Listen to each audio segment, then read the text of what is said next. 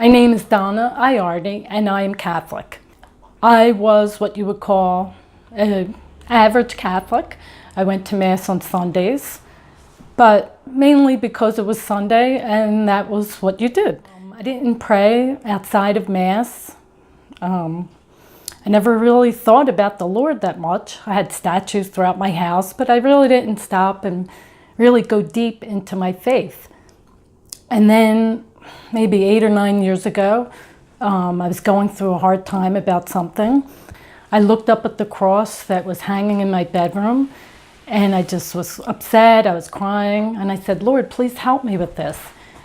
And at some point that day, later that day maybe, I just felt so much love and so much peace that it really just changed me. I felt that the first thing I felt was that Jesus was real. And not the past tense, but he is real. That he really did exist, and he does still exist in our hearts. And that he loved everyone, and me too. And that he forgives us. And just that revelation really just changed me completely. I started going to Mass, I started going to the daily Mass, and I started getting involved in so many different things at my church, and it changed me as a person. And the reason I'm still Catholic and why I'm still practicing today is because I need it. I need the love and the peace that he gives me. My name is Chris Durr. I'm a member of St. Anthony of Padua's parish in Ambler. Why are you a practicing Catholic in this day of age? I think of 2 lines from Peter, recorded as Peter, a dialogue between Jesus and Peter. And the first was when Peter first had an inkling of who Jesus was, he fell on his knees and said, Lord, go away from me, for I'm a sinful man.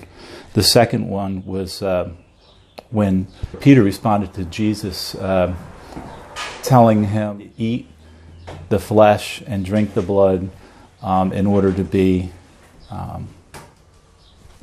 part of Jesus' church. At that time, a lot of people went away because that was too hard. And then Jesus turned to Peter and said, will you also go away? And Peter said, to whom else would we go? You have the words of life. So the first is realizing the state that you're in. And the second is that only through Jesus can we overcome the state and have life.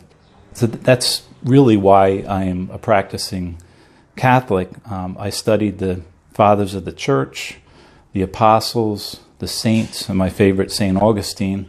And it's hard to do that and not come to the conclusion that the Catholic Church is the true church that Christ founded. My name is John Mulcahy, and I'm a Catholic. Practicing the faith today is more difficult than maybe it would have been just a few years ago, maybe in our parents' generation. But today there are so many challenges that we see in the media and things that others have done within our church that really do challenge the faith of anybody who's serious about their relationship with God.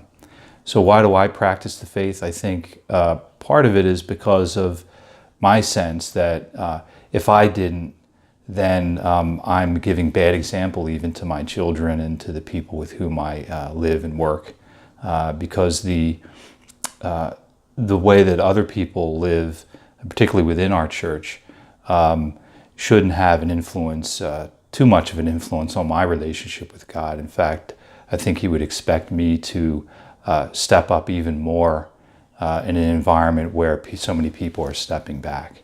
So my interest is in practicing the faith with even more devotion and intensity in some way to offset what is going on maybe in other parts of the church.